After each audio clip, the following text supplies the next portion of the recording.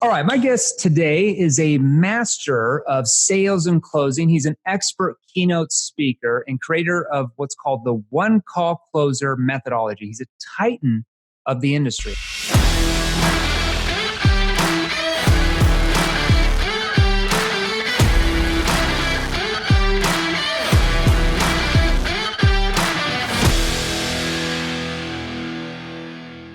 And this gentleman, from being Canada's #1 pharmaceutical sales rep, that's big, to creating a multi-million-dollar coaching program, I've heard about this guy.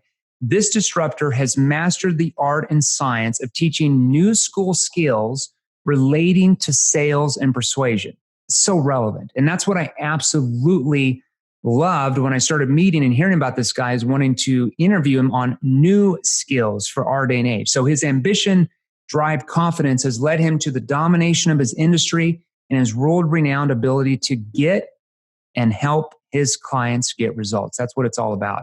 So as a leading sales expert with over 20 years of sales and training experience, his organization works with influencers, consultants, and service professionals to build out their sales teams and show them how to connect to their audiences to foster an ethical, honest, and transformational relationship. And his core expertise centers around teaching his clients how to close what's called high-ticket offers without wasting time and without using outdated, ineffective, old-school sales techniques that simply do not work in our day and age. So please welcome to the show, Mr. Kayvon Kay. That's like a tongue twister. How are you, man? It's Kayvon Kay. Thanks. How are you, Jeremy? I mean, where did your parents Kayvon Kay? Like, how did this happen? That's first and foremost, that's a big bio there. I got a big tall glass of water I got to fill up to now. So my parents are Persian, so they named me Kayvon. Now, Kayvon's actually a unique name in my culture as well, and it means Saturn. But I think my mom gave me that name because she knew I was definitely going to be something special. Okay, I love it. You know what? I've got to do one thing, and I forgot. Look at this guy. Forgot to put background in the background. Oh, that's all about that. I love that, by the way. You like that? I know. What am I going to do? Closers are losers. Spacing it, right? Closers are losers, 100%. We'll talk about that. Talk about what that means here in a minute. So here's what I wanted to do, because I know my listeners are going to want to hear this. So I wanted to ask you some questions today that I thought would really help our listeners, our subscribers, in their sales process, so they can actually get results, not hype or just pumping them up, but like, here's what to do to actually get results. But first of all, I want to dive in a little bit more about your background and how you got these skills, how you learn these things. So the first question I wanted to ask is, I know that you were the #1 sales rep in pharmaceuticals in your company and in your country of Canada. I mean, there's tens of thousands. How the heck did that happen? Yeah. So my entire life, I just found myself in more of a sales position. By the time I was in grade 1, they written me off, told me I was never going to graduate, ADD, ADHD, LD, all the letters in the book, as you can imagine, right? And so literally since the age of, grade 1, age of 6 years old, I've always been in this kind of fight or flight mode, which was always selling myself out of trouble, selling myself to family, to the parents, to the system of why I'm not what they're, who they're saying I am.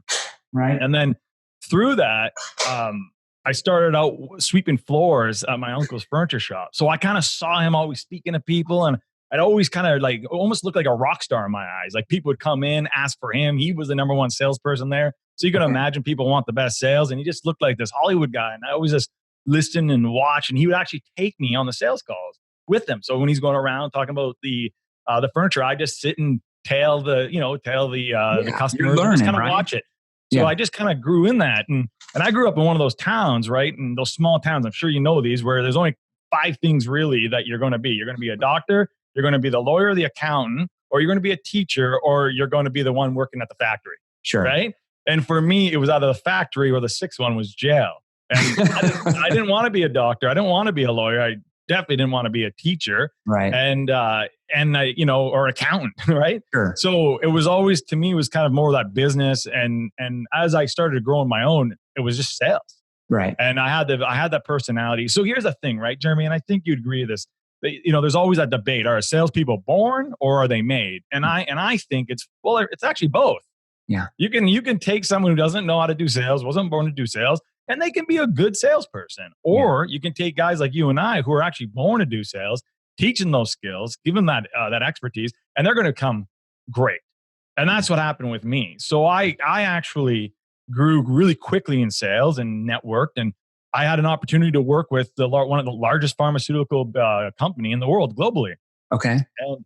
And people understand, like, well, how'd you get it? Well, 8 interviews. Sure. 8 hard ass interviews. And they and to the last interview, I'll never forget, because this was the key, was the manager at that time, he called me and she basically said, it was a Sunday night. And she says to me, listen, I have to make a decision tomorrow. And I got 2 people. I have you, who's brand new, knows nothing about pharmaceuticals.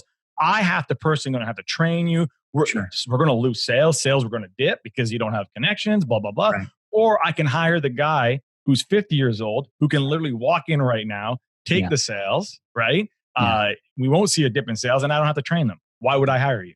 Right. Well, at that point, I've given her everything I had. Like, I've given her every line, everything I had. And something came up to me, and I said, well, listen, I guess going with me is like winning the lottery. If we win, we're going to win big. And if we lose, we're going to lose. Because going with this 50-year-old guy, he's going to come in, he's going to maintain, but you're not looking for someone to maintain. You're looking for someone to disrupt and actually start building. And she was like, that's what I needed to hear. So what happened was I came into it very quickly. I want to, jump ahead here, but I came in the industry with this idea, this notion that, oh my God, I'm in the NHL of sales, right? Like this is pharmaceutical sales. Like Love and Drugs, the movie, right? And all this stuff. So I was like ready to go mentally to walk in to, like with a bunch of bums. Sure. These people were in sales. These people were like 40s and their 50s that given up a long time ago. They haven't grown. They haven't gone. Collecting their salaries. Right. Just salaries and everything. So my goal was always this. Whenever I do something, I give myself a 5 year. It's always a 5-year goal, especially when it came to sales. Year 1, don't expect to be the number 1 salesperson. What you need to do is just be in the game with everybody and learn. By year number 2, I said, I'm going to be the number 1 salesperson in my territory. By year 3, in my province, state, and then year 4 or 5, I'll be number 1 in the country. Well, in 2 years, I was the number 1 in the country. What do you think separated you apart from all the other pharmaceutical reps selling the same thing? I love selling, Jeremy, the exact same thing. The exact same color, same size, everything. No difference. Even calling on the same doctors. Even what was the same prices. Yeah, what was the difference? What do you think was the difference? Mentor once told me this. People do business with people they like. Yeah. I became likable. Right. So in my first year, this is the key, because I hope if anyone's in this like kind of industry or has this is the key. So my first year, I never asked for the sale once. Right. For a whole year, I went into the offices, I created the relationships, made friends with everybody. And I was different because every time I left that office, the doctor was like, I didn't feel sold. Like, you didn't ask me for anything. Like, this is crazy. Year 2, now it was time to start asking. So instead of going to ask for the entire house, I just asked for a couple unique products that I did the math, so science, mathematics. I learned that what's the most important product, how much is it worth, and how much opportunity does that office have to buy that product? Yeah. Does that make sense? Yeah, that makes sense. So I found out what that was, and here's what I did different. All the other, and here's a great, and I'm telling you, this actually happened. All the reps, including my own sales rep from my own company, they ganged up on me. Okay. They started just telling rumor because they did not like it. I came in and disrupted this industry. I mean, I came in with a bunch of dinosaurs and just was like making moves, right? Sure. Here's where I was different. When I would go ask for the sale, I wouldn't say, I want this, I want this, I want this, I want this. And don't worry about that company. Fuck that company. Screw that company. Just go with me. I said, listen here, I want you to have relationships with all the companies because I think that's important. Because there's going to be a moment where I might not be able to supply to you. And the last thing I want to do is make sure you don't have the product you need. So they looked at you as somebody that was their advisor, like a trusted advisor, a trusted authority, not somebody that was just trying to stuff your solution down their throat. Exactly. Exactly. It was more, you just said it. I was coming from a business perspective and a long term. The key is I wasn't here for short term. In my mind, I was like, I'm doing this long term. Because guess what happened? By the end of year 2.5, not only I was the number 1 in the country, I was working 1 day a week. I was making $300K a year, company car, the credit card, working 1 day a week because now I was just making phone calls. I didn't have to go in. If I was meeting a customer in person, it wasn't at their pharmacy or it wasn't at the office. It was on the golf course or in LA. It was on a trip, right? And that's what people didn't understand. It was like, and these reps, I would call them. I said, what are you doing? Oh, I'm driving. They're driving all day long, driving to stores that they think they need to get business from, but they had no idea that there was actually no potential in that store. Right. Like you're wasting your time, right? So I've always in school, especially because it was just horrible for me in my life, I guess I've always looked, it's not the shortcut. I don't look for shortcuts. I look at the most effective and efficient way to do it. Yeah. I don't like to do redundant things. Yeah, exactly. You're learning faster, I'm going to get there. Leverage and learning the right skills. So I have to ask you, like, you got to the top. Why did you give it all up? That's a big one. And I think you'll appreciate this one because no matter how high I was getting in the company and I saw it, I was always going to have to sniff up someone else's butt. Right. And I don't do that. I don't fit in line. I'm a fucking maverick, man. I do my own thing. And it was just, I just realized that I'm not a corporate guy. It wasn't going to work for me. So I had to make that big, decision that most people don't make. Where was that defining moment for you when you knew you had to make a change? Like what happened? So there was the one when I decided to become an entrepreneur, right? Entrepreneur. Right. And that was it all within 1 week. I literally found out that I was losing my house. My dad had cancer. My sister's husband left her. The company was going through an acquisition. Commissions were changing. Right. And then I was dating someone at the time and she broke up. It was just like, wham. Right. It was just a wham. Right. And I knew, so what happened was that was when I was around 29, 30. And I looked at my life and I realized, man, I've been doing everything my parents and society told me to do. Yeah. And I'm miserable. I've gotten to the peak of what you can really do in corporate, minus being the CEO, which was not ever for me. Yeah. And I was like, and I'm miserable. I wasn't fulfilled inside. So when I jumped into entrepreneurship, I came in with cockiness and I thought I had it all. And here's the defining moment where I realized who I was as a person was jumping into the entrepreneur world. Yeah. A year later, I was $150,000 in debt. Sometimes it humbles you, right? Yeah. And I was in the line at the bank. No lie. I was sitting at the line and I remember like two people in front of me and I was about to go and claim bankrupt, like sign the papers and, bankrupt. And out of all the books we've read, you can see them here. Out of all the books we've read, something came over me and I was like, this is what they're talking about. This is the moment that most people quit and never get to where they want to go. Exactly. This is where people can't withstand this feeling, this emotion. And I looked at this, I said, my options, what? Go back? I didn't jump in all that way to go back. To go backwards, yeah. What I needed to do is go back home. Yeah. And I had to ask myself, who am I? What am I doing? What is actually my genius? And I was so busy caught up in the internet marketing world trying to be an internet marketer. Right. Realizing that's not who I am. Yeah. I'm a sales guy. I'm a sales trainer. I'm a manager. Like everything I do is sales. So instead of being the influencer, trying to be the guy in the screen, I was just partnering with them on the back end. Right. And I was closing sales for them. Okay. 30 days, $20K. Right. More money than I've ever made. Sure. 45 days, $30K. Within 3 months, I'd already made over 6 figures just closing. And then what happened was I realized, okay, you can only scale this so much. As you know, I'm only making sales when I'm on the phone. When you're on the phone, yeah. So I partnered with my ex-business partner there. And 8 months after that, we literally built a $10 million sales training company. We trained 5,000 closers all over the world, over 100 different countries, 5,000 closers. So what do you think, and let's jump into that. What do you think the difference between selling and closing actually is? Oh man, the world's inundated, as you know, with the salespeople. Mm-hmm. Everybody's a salesperson. There are very few closers. So salespeople are the ones that are selling the benefits, the features. Salespeople are telling you about how great the product is. It's the downtown used car salesman, come on down when the prices are right. Right. Closers are the ones that get the actual transaction. Sure. Closers get that. We call that critical exchange point, where I'm now actually getting your credit card and I'm giving you the service. Closers know how to connect at a deeper level with the prospect. Yeah. A true closer knows how to connect with them even deeper and makes the prospect make the decision. Yeah, it's self-persuasion. We talk a lot about that, when we're training companies. It's learning how to become getting away from focusing on making a sale, and instead you're focusing on whether or not you can actually help that person solve their problem. And Yes. just like those doctors, when you were in pharmaceuticals, they felt that that's what you were there to do. So Yeah. they trusted you. So it's all about what we call becoming problem finders and problem solvers. You know, we all read in sales books, hey, you got to be great at problem finding. Well, yeah, duh, right? That's true. But in the day and age we live in today, you have to be, I would say, even better at problem finding. Now, what does that mean? What does becoming a problem finder mean?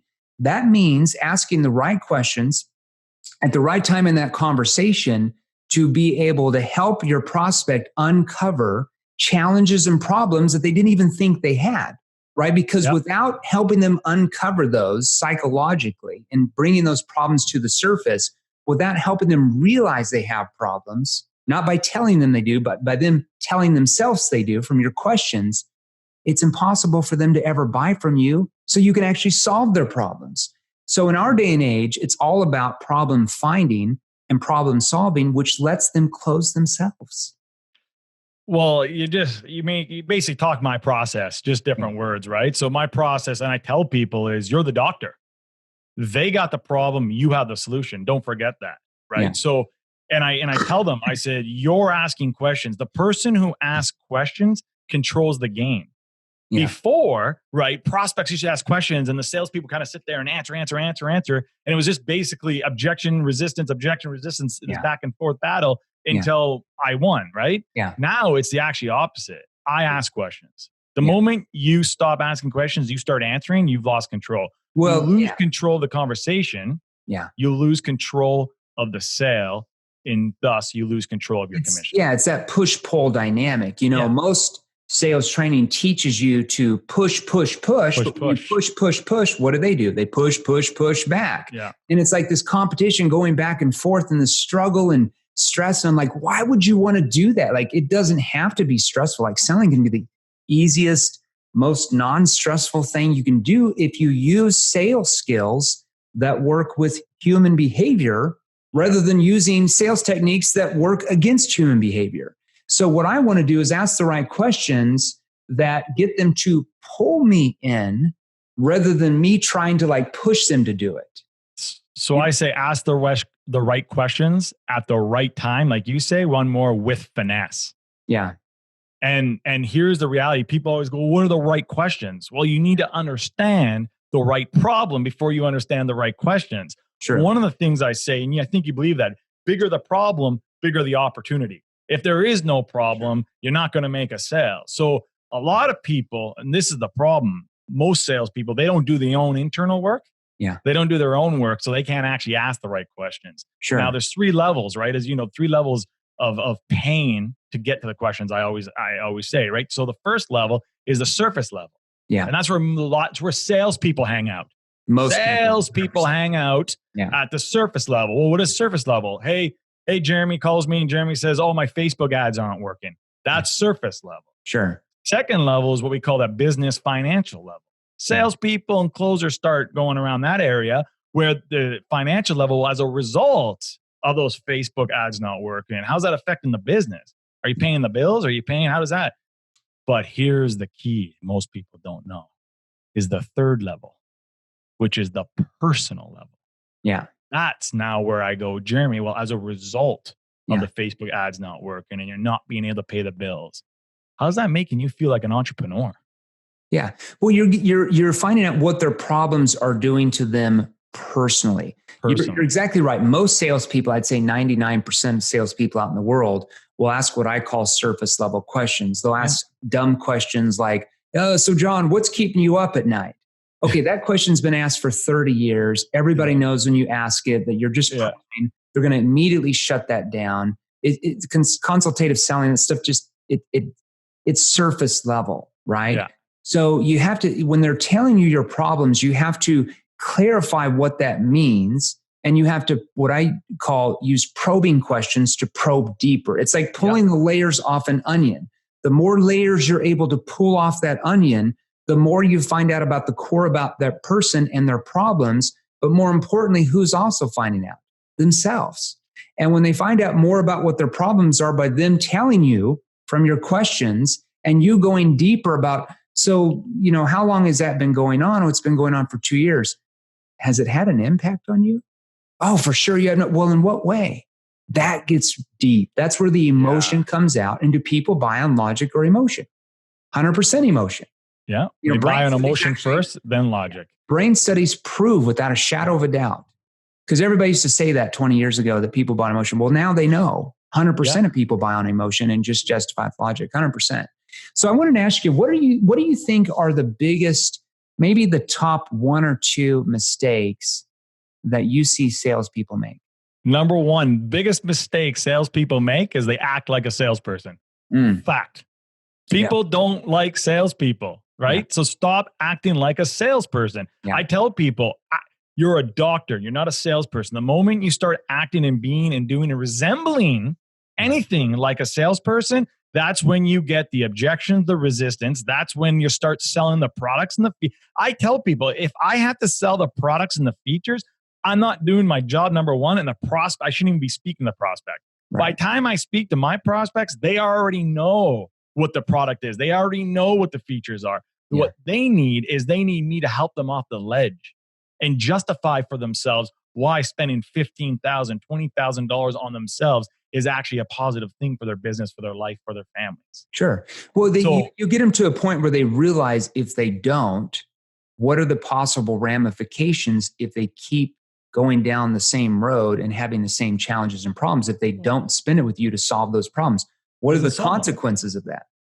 Yeah. Again, it's you got 2 paths. The one you're on, and something tells me you didn't book this call with me, right? So I want to talk a little bit about that, but you didn't book the call with me because everything's going right. Listen, if we're saying what me and Jeremy are saying, act like a doctor, if that's true, ask yourself this. When was the last time I walked by my doctor's office every single day to the grocery store? Every day my doctor's office right there. Do I ever walk by and say, well, you know what? I'm just going to go in and book an appointment with my doctor to say hello because I'm just interested right now. No, I'm going in because the people that book with me, they either have a problem they're in or they have a future problem they know they're going to be in. And that's why they're booking the call. Well, and you can't ever forget that. Yeah. And when I'm speaking at corporate training events with companies, an exercise I always do is I say, okay, so, and this is very early on in the conversation. So I have this up on a slide. I'm like, okay, I want you to raise your hand if your prospects that you talk to have problems. Raise your hand if they have problems. Everybody raises their hand. I'm like, okay, so all of your prospects have problems. Now, I want you to write down 2 problems, the top 2 problems that your prospects have. Take the next minute, write down on a piece of paper the top 2 problems that your prospects have. They take a minute, they write it down. Okay, now look at those 2 problems. I want you to raise your hand if what you sell, your solution, solve those problems. Everybody raises their hand. I'm like, okay, so what I think I hear all of you say is that your prospects have problems. You have the solution to solve those. So my question is, why are they not buying? What's the missing link? And I just pause for like 10 seconds to really let it grind in. Just to let it sit in there and stir in their souls. Make the ancestors roll over in their graves. Exactly, where they're just sitting there like, oh my gosh, I never thought about it. It's like, can I make a suggestion to you? And I come up to somebody. What if what you were saying, more importantly, not asking your prospects, are causing them to not buy from you? And the question is, what if you could change that? What if you learn the right things to say? If you learn the right questions to ask that cause them to want to engage with you and purchase your solution, what would be possible for you in sales then? And it's like a light bulb comes on in most salespeople's mind. They're like, I never thought about that. All my prospects have problems. I have a solution. So it's not that my prospects are losers or liars. It's my communication skills that's causing them not to buy. Yeah. And once I change that and learn the right ones, everything opens up for me. Well, you just said it. When you said my communication skills, here's what we both know. I know you know this is the sale is a direct reflection of what's going on the inside. I.e., if I show up to the call, if I show up to the presentation, I show up to the one-on-one meeting, and I'm not in alignment, I don't know what the vision is. I don't know what my clarity is, my conviction, my certainty, 3 C's, as you know, right? If I don't have that, there's no way the sale is going to happen because the prospect is feeding off my energy. Whether you like it, I see so many sales people, it's not true. Go, it's absolutely true. You are a direct reflection of your outcome. You want the sale to happen, you better believe the sale is possible. If you think right now with everything's going on, like COVID, all this, I hear it all the time, and oh, this is going to wreck my sales cycle. Yeah, it is. Right there, you're already out of the game because you just said it's going to wreck your sales cycle. Yeah. I'm not saying that. I'm saying something completely different. Top people will always find a solution to their challenges and their problems. There will always be money made in problems like this. When I see the stock market down, I'm like, this is great. I'm going to invest more. Poor people see it as like, oh my gosh, it's going down. I better sell out, and they lose money. To me, I'm like Warren Buffett. I'm like, oh my gosh, this is never sell. I'm going to freaking invest more when it's down because then when it comes back up, I'm going to make way more money. It's like the best thing ever. So on that topic about, the coronavirus, we're here going through the coronavirus, those type of things. Some companies are closing their doors, laying off some people.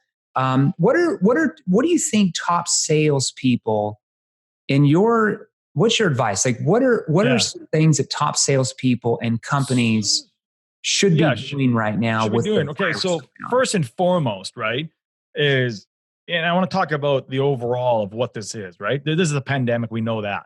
But here's the reality, is in this pandemic, there is such great opportunity. And I want to make this very clear. I'm not saying opportunity to get, and you're going to start taking money from people that are dying and people that are hurting. I'm not talking about that. I'm not talking about taking advantage. I'm talking about self-responsibility at the bare minimum of how you can actually change who you are, because two things are going to happen here.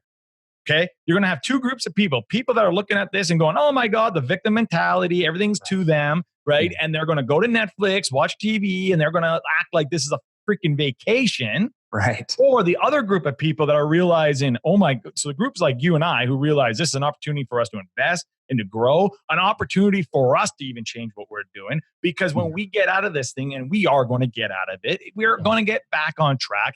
It's going to look different. It's not going to be what it once was. Sure. And we're actually being forced to change right now. You're being forced to change. Not, when. No, when is here. Sure. So the opportunity you have is, do you want to take it and change? Because this is your point. This is your time for those people that say, I hate my job, or I wish I had something different, or I had that idea I never actually put on paper or actually executed.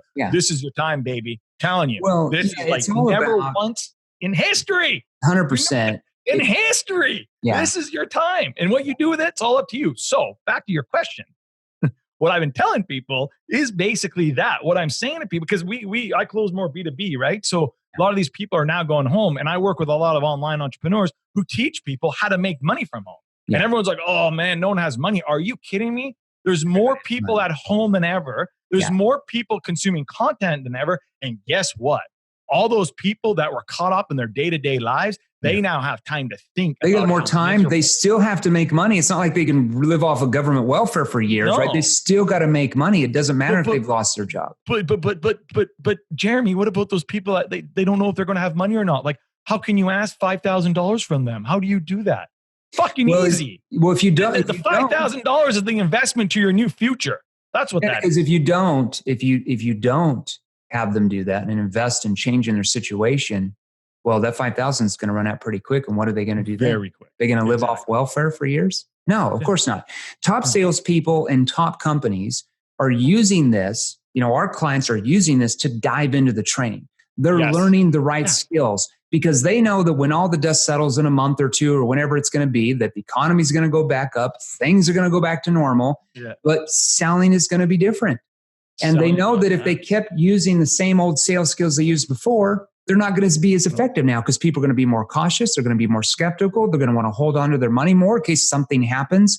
So if you don't know the right questions, if you don't learn the right skills, how you sold 3 or 4 weeks ago, you're not going to make the same money you are in a couple months when the dust all settles. It's completely, things are changing right before your eyes.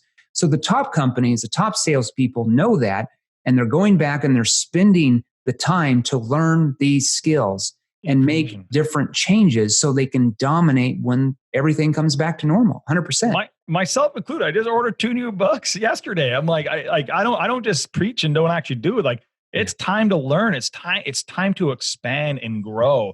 And I love it because the world is making us. It's the greatest thing is we don't even have a freaking choice. The choice we have is in the change, do we just stay the person we were, who's not serving our future, who's not getting us to the dreams or goals we want, or do we want to become the new version of ourselves that's going to serve us when we get back on tracks? And you said you're going to get there and it's going to be normal, but I have to really reiterate this. It's going to be the new normal. It's not going to be what it once was. So yes, the sales process will change. The way we connect to our prospects at a deeper level will change. And how you ask questions, when you ask questions, the right questions to ask at the right time with finesse will change. 100%. All of it will change. Why do you think, I wanted to ask you this, why is listening important when you're meeting with your prospects? I'm going to go one. They listen, but why is it so? Yeah. I'm going to go one deeper for you, Jeremy.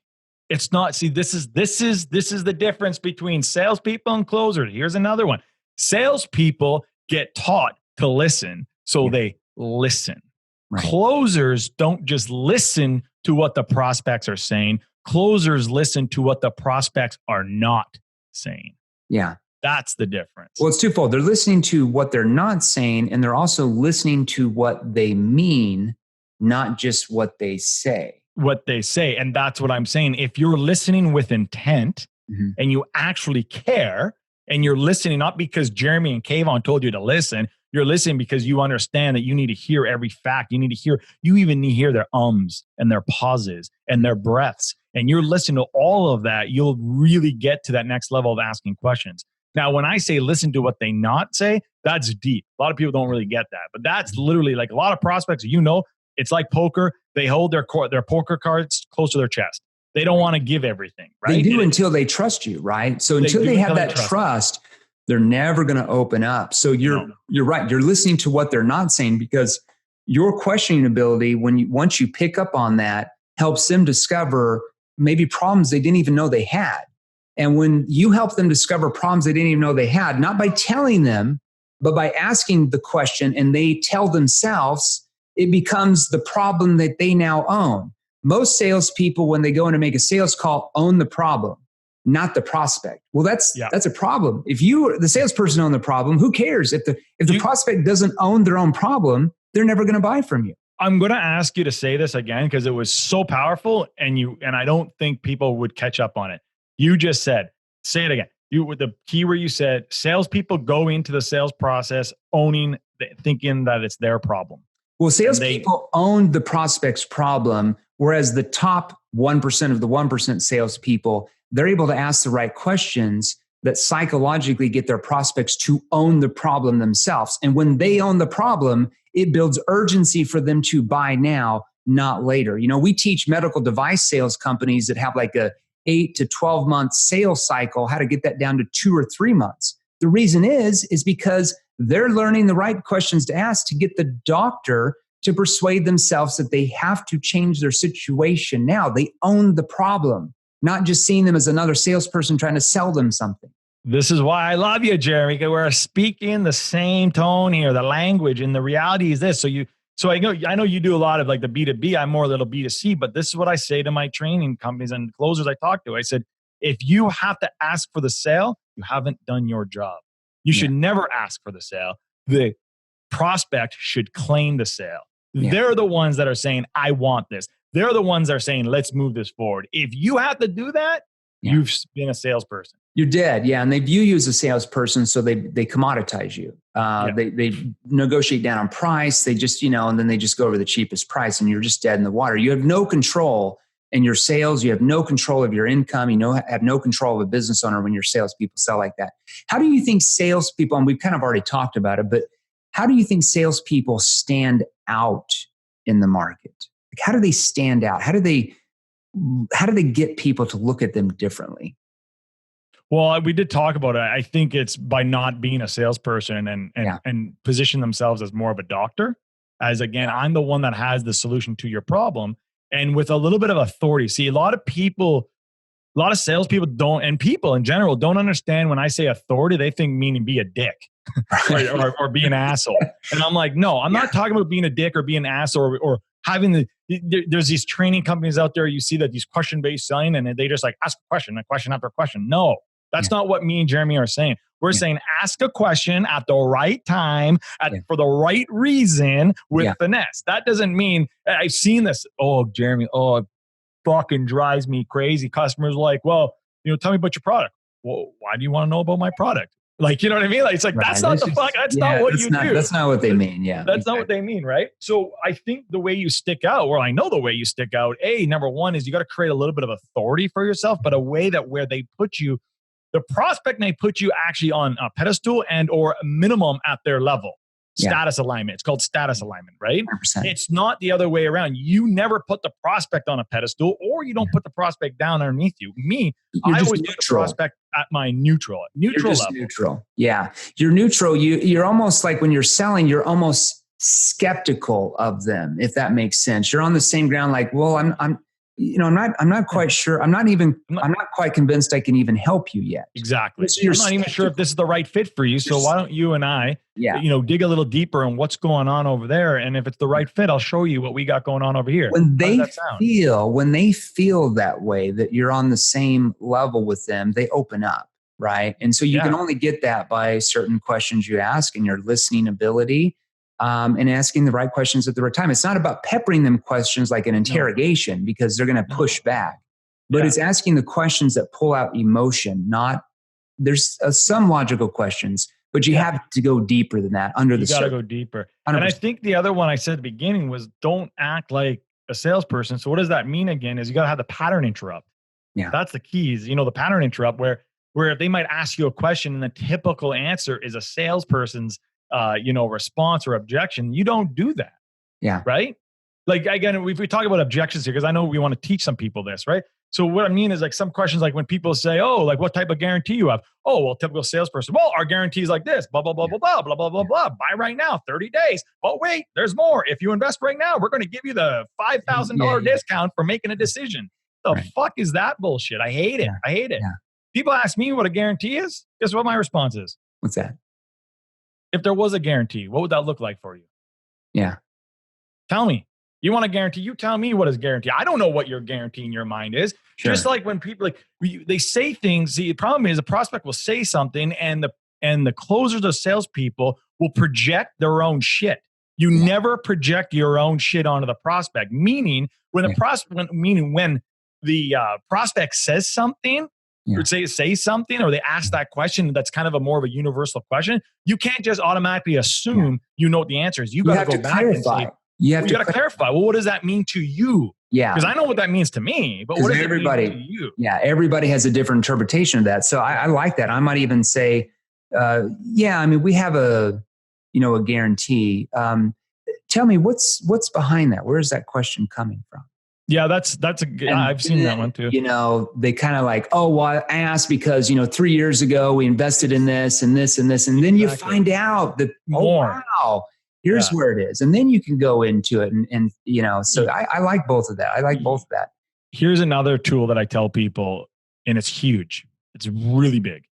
When you say something, it means something. Yeah. When the prospect says something, it means everything. Yeah. I.e., as a salesperson, when I say, "Oh man, it must be hard for you," Facebook ads aren't working. Like that must be a struggle. That means something. But when Jeremy goes, "Kayvon, man, Facebooks are killing me. It's not paying the bills. Like this has been very hard." That means everything. Yeah, and then you're like probing on that. Well, hold on? What do you mean by hard? Hard. Where is this? Where else is this showing up in your life? Yeah, because you might think, "Oh, I know what hard means to me." But you want them to relive that pain. You want them to relive it. You want them to tell you that pain from their core, not you tell them. You want them to show you. The whole telling me, show you. You want the prospect to show you what's actually really going on mentally, spiritually, physically, financially. Yeah. All of it. Yeah, because they're persuading themselves, right? So not only are they telling you their pain, but more importantly, they're telling themselves their pain. And when they keep telling themselves their pain, it helps build urgency for them to want to solve that pain. You sprinkle in a little consequence question like, well, what are you going to do if nothing changes though? I mean, if you just keep getting the same, type of results from your ads the next 3, 6, 9 months. Oh my gosh, no, I have to change. Well, why now though? Yeah. It's almost like well, why now though? Well, why not? Like Now you're doing the reverse psychology. It's called the push away, right? Like, well, why it can't be that bad. Yeah. I'm sure it'll get better. No, it won't get better. Oh, exactly. They're arguing with you. Or if they bring up like, oh, I've got a lot of stress and everything. Well, hold on. What do you mean by stress? Yeah. And at the end and you find out what they mean and, what's that doing to you? And at the end, where you kind of repeat back what they said. So, and how you'd said that, not getting the right marketing, whatever you're selling, not getting the right marketing has caused you, I think you'd mention a little bit of stress. Oh no, it's so much stress, Jeremy. You have no idea. It's way more stress. Now, he already told me that, but if I said it this way, oh, well, you told me it's causing you a lot of stress. Most A personalities would be like, oh, it's not that bad. Mm-hmm. Because I downplay it and say it's causing you, I think you'd mention, a little bit of stress. Oh my gosh, you have no idea. It's so much stress. You see how that works in somebody's mind? Yeah, no, I love it. We're on the same. I love it. This is why when I had the opportunity to be here with you, I was like, oh, Jeremy and I, we're going to have some fun. And this is what we're doing. We're having fun here. No, it's been a pleasure. So, I appreciate the interview. And I think a lot of what we covered, 95% of this is just like for right now. Here's what's relevant right now. Here's what's going on in the world. Here's what's going on in the economy. Boom, use this right now. So thanks for being on the show today. Here's what I want to ask you though, because I'm going to have people that will ask me, can you let our listeners know how they can learn more about you and the training programs you offer? Yeah, absolutely. So you can go to my website is kayvon.com. That's KAYVON.com. And if you're on Facebook, come join. I got a free group where we talk about this every single day. It's called Master the Art of High Ticket Selling. Again, it's the Facebook group called Master the Art of High Ticket Selling. Come on in. Let me know. We're going to ask you where you found us. Say you got us from the Jeremy Miner Show. The Closers Are Losers Show. We'll let you in right away. 100%, I love it. 100%. Closers are losers because, and a lot of people ask me like, what? I'm a closer. I'm not a loser. Well, maybe that's not what I mean. I don't mean that you shouldn't close sales because you can't solve problems if you don't close sales. You can't make money if you can't close sales. But if you're still using old school dinosaur closing, manipulative boiler room selling techniques, and even consultative selling techniques for just bring out surface level stuff in our day and age, well, I hate to say this, you're losing sales that you could be making for your company, for your family, and for generations to come. It impacts, and you're not doing it for the customer either. You could be solving their problems, but your communication skills are not allowing you to do it. Mm-hmm. I love it because I have people like, well, it doesn't matter, man. I'm the number one salesperson. Yeah, that's a problem. Even if you're the number one salesperson using old school techniques, that's a problem. Instead of looking at it that way, ask yourself, how many more sales are you losing as a result of not knowing this? That's 100%. When I hear that, I could sell anything, I could sell ice to an Eskimo. Look, you're already out of the game. I don't want to talk to you. How dare you sell ice to an Eskimo? That's the last thing you should be selling is ice to an Eskimo. That's the old 80s stuff. Hey, 80s, 70s, like back in the day. Yeah. Yeah, you're already gone. And I already know if somebody sells that they actually don't make that much money. Yeah. I could sell rubbers to a monk. A top professional would never say that. A top, somebody that closes a lot of sales would never say something like that. Yeah. I'd say, I don't know. I mean, you were like, well, I don't know. Let's come in and see what the problem is and see if we can actually solve it for you. Yeah. And I'll be the first one to tell you if I can do it or not. Yeah, 100%. And that's where you build trust. Kayvon, it's a pleasure being on here. I know this is going to really help our listeners right now. Thank you so much. We're going to have you back on the show again. Now, if you're serious about joining the top 1%, I mean the top 1%, and you want to experience more training content just like this, click the links right over there. Right over there, they're exactly what you need to see next. You see, I release new episodes featuring top salespeople and sales authorities, multiple six-figure, high six-figure, even seven-figure earners. And if you're new here, do yourself a favor and smash that subscribe button right below, and join our new Facebook group, Sales Revolution. You see, it's free, and there's a link in the description below just for you. We put it there for you. Finally, I make posts on Facebook and Instagram each and every day with more tips and training. So be sure and follow me and turn on your notifications. So make a comment in the first 7 minutes to any of my latest posts, share this episode, and there's a very real chance that you're gonna win some killer prizes. And here's the thing, Don't sit on the sidelines. Don't be like everyone else. Get into the game. Join the sales revolution. Stay active, get involved, learn the right skills, and we will show you how to take your life and income to a level that most only dream about.